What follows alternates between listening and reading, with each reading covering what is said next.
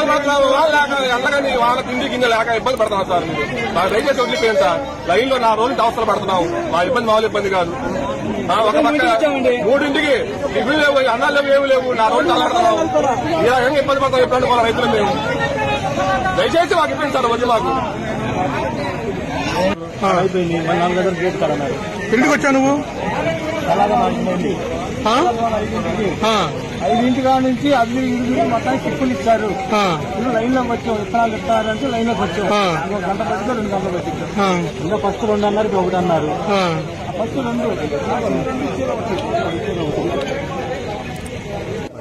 ఎన్ని గంటలకు వచ్చారు మీరు? మేము 3ంటికి వచ్చిన 2 గంట ఎడే ఉన్నాం. 7 నుంచి మళ్ళీ అక్కడ పోయాండి టౌన్ హాల్. ఆ 2 గంటలు తిప్పారు. మళ్ళీ చెప్తూనే ఉన్నారు. మళ్ళీ ఇప్పుడు మేము మకాలు కూడా కడుకోవాలి. ఇంతకుముందు ఎప్పుడైనా ఇప్పుడైనా అట్లా జరుగుతుందా? గతంలో షాపులో మామూలుగా ఇచ్చేవాళ్ళు.